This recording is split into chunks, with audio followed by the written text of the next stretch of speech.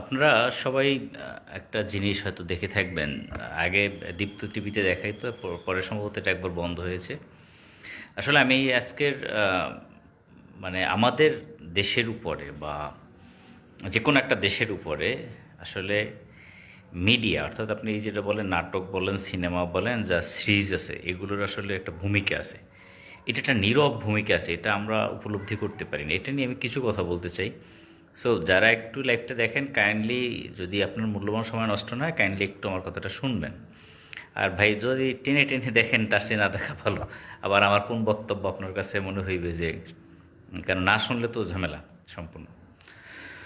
তো কিছু একটা ছিল, আমি কয়েকটা সিরিজের নাম বলি, সেটা হলো দিল্লিস আর্তুগোল। অর্থাৎ আপনারা এই তুরস্কের উসমানীয় যে সাম্রাজ্য কীভাবে প্রতিষ্ঠিত হলো, এই যে সুলতান ওসমানের বাবা ছিল আর্তুগোল, তো তার বাবা ছিল সুলাইমান বে।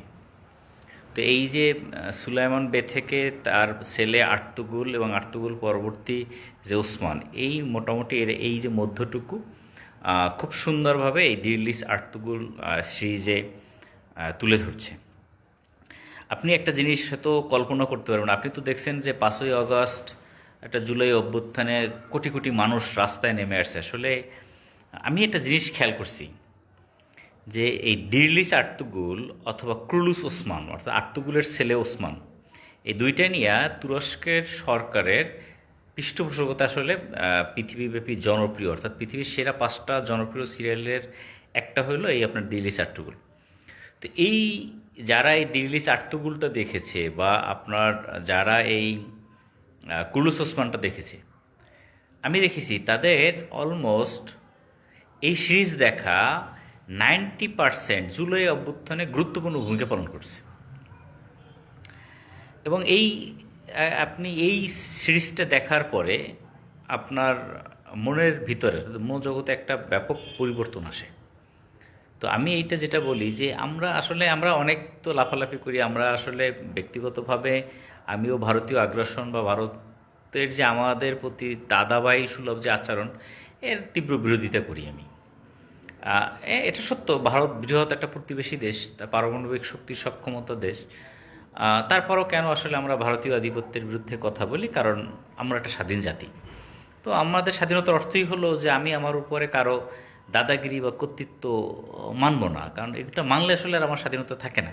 এখন আমি যদি এই যুক্তি দেখাই, আরে ভাই তুমি তো বড়মেয়া বা তুমি তো বড় ভাই, তো বা অর্থাৎ বড় ভাই অর্থে এই অর্থে যে তুমি যা কবা জি হুজুর জাহাপনা, মানে তুমি সব কিছু নেবা কিছু দেবা না, কিন্তু ভাই তোমার হাতে পারমাণবিক বোমা আছে, তোমার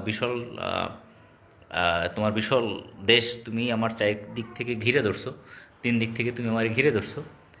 এর মানে আমি চুপচাপ বসে থাকবো, মানে আমি তুমি যা বলবা মাথা নত করে একটা হাসি দিয়ে মানে হ্যাঁ ঠিক আছে আসসালামু আলাইকুম। এইটা আসলে স্বাধীনতা না। This is not independence. এটা স্বাধীনতার সংজ্ঞা হতে পারে না, এটা সার্বভৌমত্বের সংজ্ঞা হতে পারে না।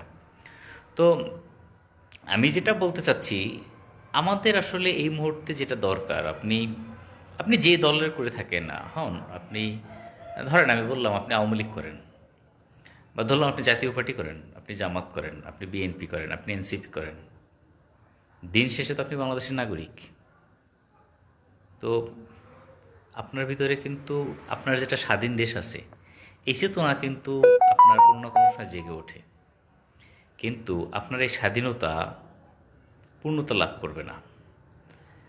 বা আপনি অর্থাৎ আপনার যে একটা নিজস্ব ধ্যান ধারণা, অর্থাৎ একটা জাতি হিসাবে যে গড়ে ওঠা, একটা জাতি কিছু জিনিসের উপরে আসলে টিকে থাকে। জাতি দিয়ে তো রাষ্ট্র, জাতিরাষ্ট্র।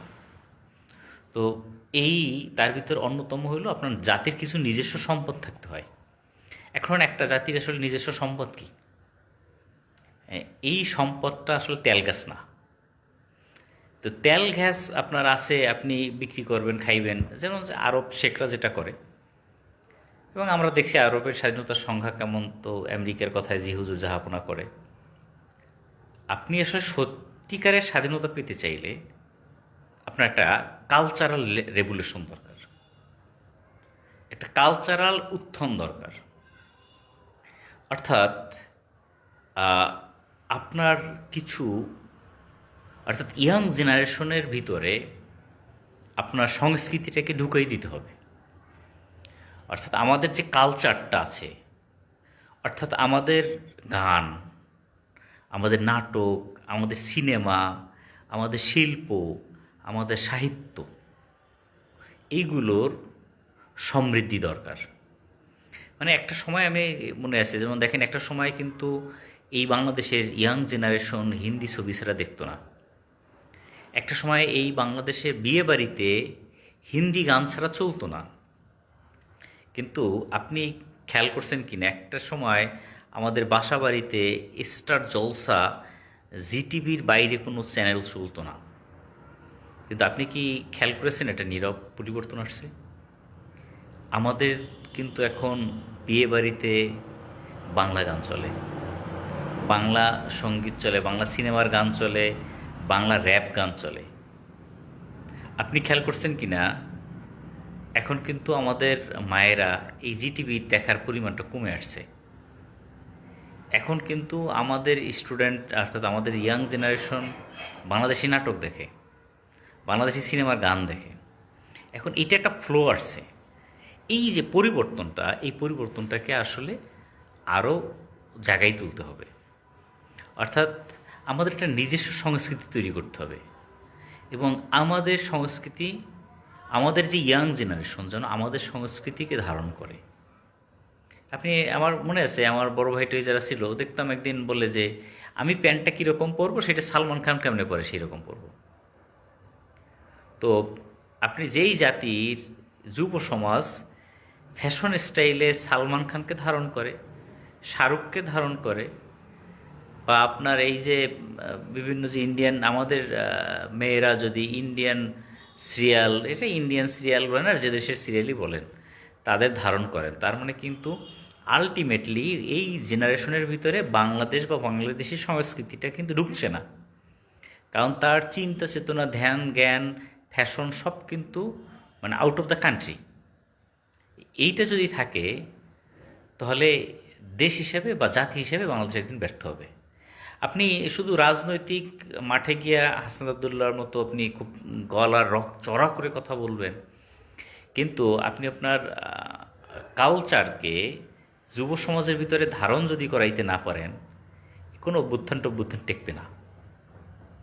কারণ আপনাকে একটা মাথায় রাখতে হবে, ভারত সত্যিকারের অর্থেই সে আমাদের দিক থেকে অনেক দিক থেকে আগানো। আমাদের থেকে কালচারালি সে এনরিচড, অর্থনৈতিক দিক থেকে এনরিচড, সামরিক শক্তিতে এনরিচড।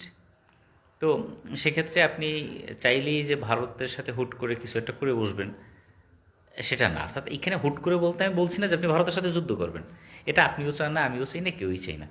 আমরা যেটা চাই সেটা হলো ভারতের সাথে আমাদের একটা বন্ধুত্বপূর্ণ সম্পর্ক থাকুক, কিন্তু সেটা ন্যায্যতার ভিত্তিতে। পানিটা ছাড়বে, কিন্তু তার আগে অন্তত আমরা জানি যে ভাই আমার দিকে পানি বাড়ছে, আমার কিন্তু পানি ছাড়তে হবে, রাতের আধারে যাতে পানিটা ছেড়ে না দেয়। আমরা এইরকম একটা সম্পর্ক চাই। হ্যাঁ, তোমার তিস্তার পানি লাগবে, বাট তুমি শুষ্ক মুষ্ক আমাকেও কিছু পানি দাও। আমরা এরকম সম্পর্ক চাই। আমরা এটা চাই না যে যা চাও তুমি নিয়ে যাও, বিনিময়ে আমার কিছুই দরকার নাই। আমরা এরকম সম্পর্কটা আসলে চাই না। কারণ ভারতের সাথে ভাই আমাদের ঝামেলা করে তো লাভ নাই, ভারতেরও লাভ নাই, আমাদেরও লাভ নাই। মানে এটা আমার একটা জিনিস, বাংলাদেশ হলো একটা, ধরেন ভারত একটা বিশাল বড় অজাগর, আর বাংলাদেশ একটা বিশাল বড় হরিণ। এটি এমন একটা হরিণ, এই অজাগর যদি এই হরিণকে খায়ও হজম হবে না। এই অজাগর যদি, আমি আবারও বলছি, এই অজাগর যদি এই হরিণকে খায়ও এটা হজম হবে না। এটা আবার মানে যেটাকে বরিশালে ভাষায় বলে ওগড়াইয়ে ফেলাই দিতে হবে, বমি করে ফেলে দিতে হবে। এর কারণ আছে, অনেক ব্যাখ্যা আছে, এটা ভারত নিজেও জানে। তো আমরা চাই যে ভারত, আমরা যাব, ভারতের ঐতিহাসিক স্থানগুলোতে আমরা ঘুরতে যাব, ভারতীয় পর্যটক আমাদের দেশে আসবে, বাংলাদেশের জনগণের সাথে আমাদের সুসম্পর্ক থাকবে, অত্যন্ত সুসম্পর্ক থাকবে, কিন্তু সেটা ন্যায্যতার ভিত্তিতে। ভারতীয়রা আমাদের কাঙ্গাল বলবে না, আমরাও ইন্ডিয়ানদের রেড ইন্ডিয়ান বলবো না। আমরা এরকম একটা সম্পর্ক চাই। আমরা যুদ্ধ চাই না, আমরা বিভেদ চাই না, আমরা আমাদের অধিকার চাই। অর্থাৎ আমি ছোট হই, বাট আমি একটা রাষ্ট্র, আমি একটা স্বাধীন ভূখণ্ড। হ্যাঁ, তুমি আমার 26 গুণ বড়, বাট বাস্তবতা হলো এই, তোমারও রাষ্ট্রপ্রধান আছে, আমারও রাষ্ট্রপ্রধান আছে। তোমার সরকার গঠনের যে চারটা স্বাধীনতা, সার্বভৌমত্ব, জনগণ যেগুলো দরকার আছে, আহ, সেগুলো তোমারও আছে, আমারও আছে। আমার দেশের অ্যাসেট আছে, আমার দেশে প্রশাসন আছে, আমার দেশে একটা এস্টাবলিশড রাষ্ট্র আছে। বিশ্বের মানচিত্রে আমার রাষ্ট্রকে একটা জাতীয় পতাকা প্রতিনিধিত্ব করে। ভাই তুমি যত বড়ই হোক, তোমার পাশেও তুমিও তো মানে জাতিসংঘে ভাই তুমি একটা চেয়ার পাইলে আমিও একটা চেয়ার পাই। জাতিসংঘে আমার একজন প্রতিনিধি হলো, তোমার একজনই প্রতিনিধি, তোমার দুইজন প্রতিনিধি হবে না। তো দিন শেষে ভাই তুমিও একটা রাষ্ট্র, আমিও একটা রাষ্ট্র। তো তোমার সাথে তো আমার সম্পর্ক হবে ওই রাষ্ট্রের সংজ্ঞার ভিত্তিতে। এইখানে তো মাসেলস পাওয়ার অনুযায়ী সংজ্ঞা হবে না, মানে সম্পর্কটা হবে না। আমরা মূলত ভারতের এটাই চাই। এখানে ভারতের সাথে তো আমাদের বিরোধের কারণ নাই। তো কিন্তু ব্যাপার হয়েছে যে তুমি প্রত্যেকদিন আমার সকালবেলা একটা থাপ্পড় দেবা, ঘুমানোর আগে একটা থাপ্পড় দেবা। তো সুযোগ পেলে তো আমিও তোমার, তুমি ঠিক আছে, তুমি সুযোগ পেলে তো আমি এটা তোমার থাপ্পড় দেওয়ার চেষ্টা করবো। তুমি থাপ্পড় দেওয়া বন্ধ করো, ভাই আমিও দেবো না। এই হলো বিষয়। তো সর্বশেষ কথা হইল, আপনি ভারতীয় আধিপত্য বলেন আর পশ্চিমা সংস্কৃতির আধিপত্য বলেন, বা আপনি মিয়ানমার থেকে বাঁচতে চান। আর অবশ্য আমরা হয়তো একটা জিনিস কথা বলি না, আমরা শুধু ভারত নিয়ে আসি। আমাদের ভবিষ্যতের জন্য মিয়ানমার বা আরাকান আর্মি কিন্তু বড় ধরনের একটা হুমকি থ্রেট, এবং রোহিঙ্গা ইস্যু, মানে এটা ভারতের চেয়ে আরও বড় থ্রেট আমি মনে করি। তো এই সকল দিক থেকে জাতিকে ঐক্যবদ্ধ রাখতে এবং জাতির মেরুদণ্ড সোজা করে রাখতে আমাদের একটা কালচারাল রেভলিউশন দরকার। অর্থাৎ আমরা হুমায়ুন আহমেদের মতো আরও সাহিত্যিক চাই, কবি নজরুলের মতো আমরা আরও কবি চাই, আমরা ফজলুল হকের মতো, একে ফজলুল হকের মতো, ভাসানীর মতো আরও নেতা চাই। আমরা সোহরাওয়ার্দীর মতো নেতা চাই। আমরা প্রেসিডেন্ট জিয়ার মতো সৎ মানুষ চাই। আমাদের রুনা লায়লার মতো কণ্ঠ চাই। আমাদের মাশরাফি বিন মুর্তজার মতো আরও নেতৃত্ব চাই। আমাদের মুস্তাফিজের মতো সুইং দেওয়া আরও বলার চাই। এগুলো আমাদের সম্পদ, এগুলো আমাদের সম্পদ। এইগুলোই আমাদের প্রেরণা দেয়। মুস্তাফিজ 5টা উইকেট পাইলে বা হামজা চৌধুরী যখন গোল করে, সে গোল একটা গোল সমগ্র বাংলাদেশকে এক করে দেয়। সুতরাং আমাদের হামজা চৌধুরীকে চাই। আমাদের নারী ফুটবল দলকে আমরা শক্তিশালী দেখতে চাই। আমাদের 21শে বইমেলায় জনপ্রিয়, প্রত্যেক বছর জনপ্রিয়, আলোড়নকারী, সারা জাগানো আমরা বই চাই। আমরা এন্ড্র কিশোরের কণ্ঠ চাই আরও। এগুলো আমাকে বাঁচিয়ে রাখবে, এগুলো আমার জাতির সম্পদ। আমরা এক ব্যক্তি কেন্দ্রিক সাহিত্য চর্চা চাই না। আমরা মানে হয়েছে তো না, দেখছি না যে 21শে বইমেলায় 5,000 বই বের হইলে তার 4,500 বই বঙ্গবন্ধুকে নিয়ে লেখা। এইরকম বাচ্চাটা লেখক আমাদের দরকার নাই। এগুলো আবর্জনা, এগুলো আবর্জনা। হ্যাঁ, বঙ্গবন্ধু স্বাধীনতার তার ভূমিকা ছিল, আপনি সেটা নিয়ে লিখতে পারেন, কিন্তু তার হুমায়ুন আহমেদের মতো তো তার 75 মানে 72 থেকে 75 নিয়েও তো তাকে লিখতে হবে। সেটা তো কেউ পারে নাই। ওই 17 বছরে একজন ব্যক্তি পেরেছিল, সেইটা পেরেছিল হুমায়ুন আহমেদ, তাই না? নিরেট সত্য কথাগুলো তার দেয়াল উপন্যাসে তুলে ধরেছিল এবং এটা বাজেয়াপ্ত হয়েছিল। তো যাই হোক, আমাদের মূল কথা, we need a cultural revolution, we need hour own culture, we need our own art, we need our own language, we need our own backbone, spine. And এই স্পাইন বা ব্যাকবোন এটা এমনি এমনি তৈরি হবে না। এটার জন্য আমাদের একটা সাংস্কৃতিক বিপ্লব দরকার। আমাদের ওই রকম বললাম না, আমাদের ওই রকম সিরিজ চাই, দিল্লি চারটুকুলের মতো সিরিজ চাই, যেটা আমাদের যুব সমাজকে নাড়িয়ে দেবে। তো অর্থাৎ আমাদের একজন না কয়েকজন ভালো নাট্য পরিচালক এবং চলচ্চিত্র পরিচালক দরকার। সাকিব খান একজন হলে হবে না, আমাদের ১ ডজন সাকিব খান চাই, যার ছবি দেখার জন্য ২ বাংলার লোকজনই কি তাকিয়ে থাকবে। We need more Mosharraf Karim. আমাদের আরও বেশি মোশাররফ করিম দরকার। এগুলো জাতির প্রাণ, এগুলো জাতির প্রাণ। আমাদের আরও বেশি মিজানুর রহমান আজহারি চাই। আমাদের আরও বেশি শাক মাহমুদুল্লাহ বা মাহমুদুল্লাহ মতো লোক চাই।